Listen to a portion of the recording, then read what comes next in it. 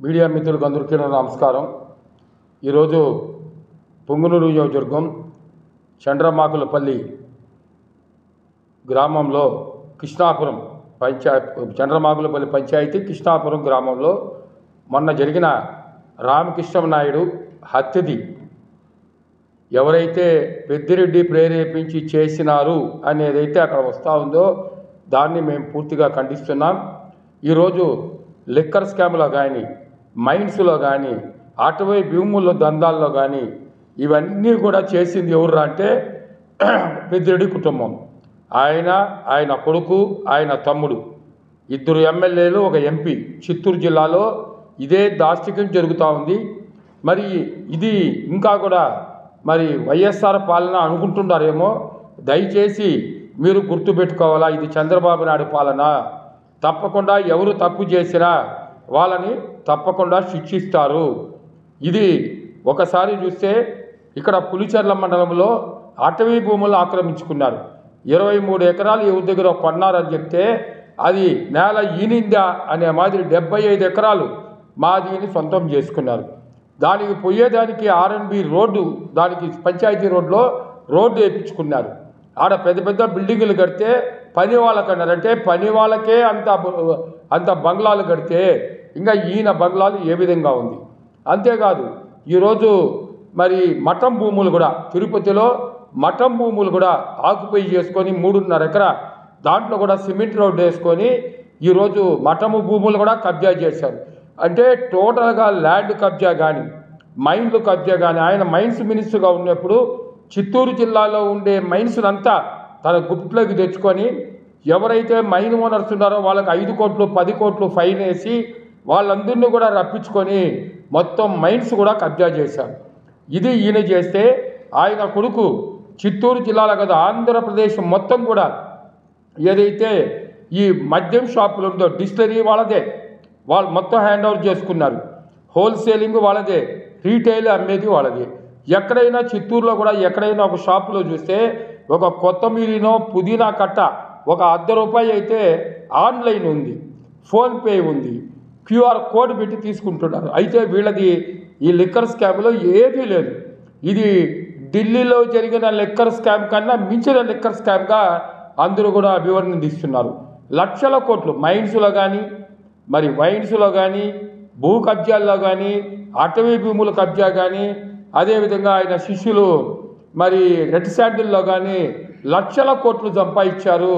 దీనిపైన కూడా సీఎం గారు మరి తీవ్రమైన మరి ఆరోపణలు వచ్చిన దానిపైన యాక్షన్ తీసుకోవాలనేది కూడా మా డిమాండ్గా ఏదైనా మేము తెలియజేస్తున్నాం.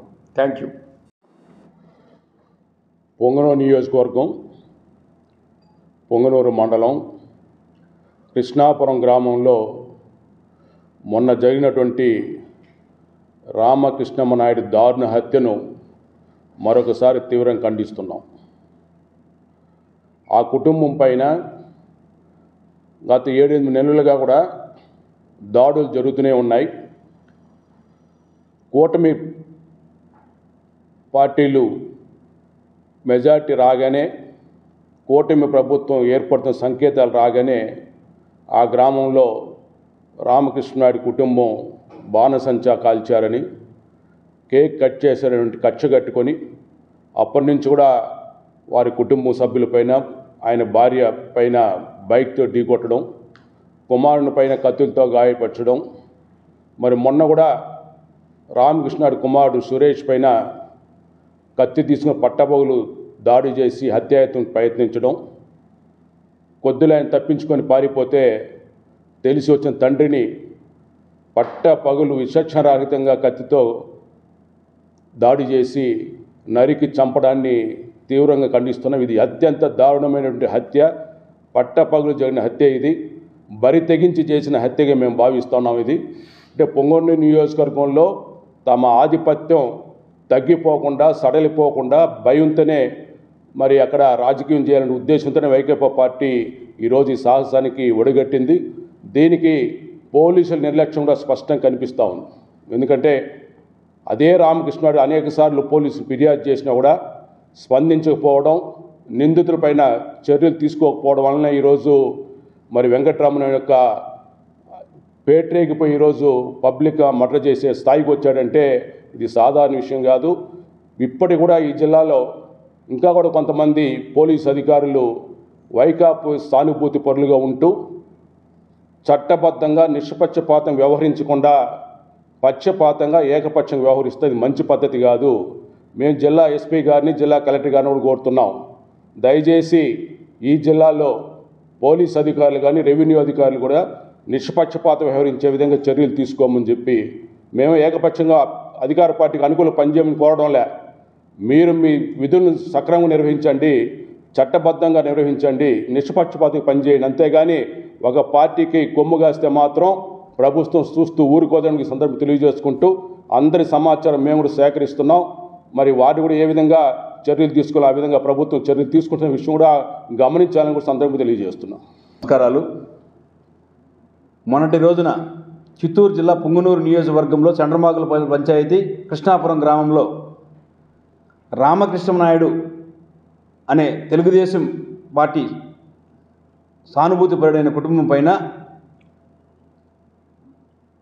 మాజీ మంత్రి పెద్దిరెడ్డి రామచంద్రారెడ్డి అనుచరుడు రమణ మరి ఇంకో కొంతమంది వైసీపీ నాయకులు కలిసి పట్టపగలే దాడి చేసి అత్యంత కిరాతకంగా నరికి పరిగెత్తుంటే కూడా నరికి కొడుకు పైన దాడి చేయడం, కొడుకు ప్రాణభయంతో తప్పించుకోవడం, తర్వాత తండ్రిని నరికి చంపడం అత్యంత కిరాతకమైన దీన్ని ఖండిస్తున్నాం.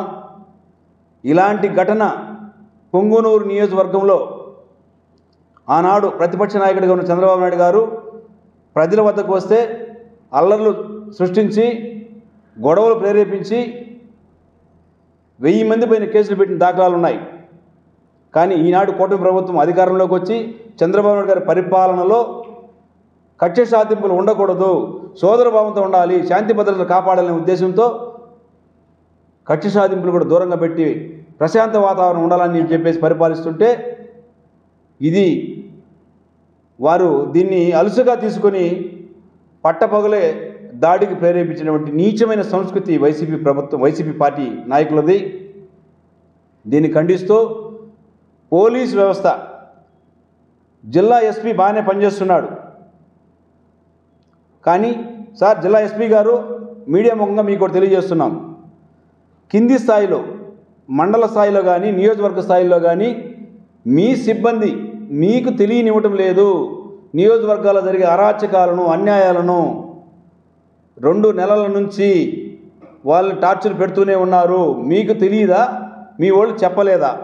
దానిపైన ఎన్క్వైరీ వేసి సీని సస్పెండ్ చేయడం కాదు, ఉద్యోగం నుంచే అతన్ని తొలగించాలని చెప్పేసి డిమాండ్ చేస్తూ, అదేవిధంగా వెంటనే ప్రభుత్వ చర్యలు చంద్రబాబు నాయుడు గారు, లోకేష్ బాబు గారు, ఈ జిల్లా మంత్రులు, ఎమ్మెల్యేలు, జిల్లా అధ్యక్షులు, జిల్లా నాయకులు అందరూ కూడా ఆ యొక్క బాధిత కుటుంబానికి అండగా నిలిచి వెంటనే చర్యలు తీసుకొని ఎవరైతే హత్య చేశాడో వెంకటరమణను ఇమీడియట్గా అరెస్ట్ చేసి స్టేషన్లో పెట్టడం జరిగింది. మిగతా వారిని కూడా ఈరోజు అరెస్ట్ చేయడం జరుగుతుందని చెప్పేసి కూడా తెలియజేస్తూ, ప్రజలకు ఎప్పుడు ఈ ప్రభుత్వం భద్రత కల్పిస్తుందని చెప్పి తెలియజేస్తూ, ఇలాంటి ఘటనలు జరిగితే ఇంక ఊరుకోమని చెప్పేసి కూడా వైసీపీ నాయకులను హెచ్చరిస్తున్నాం.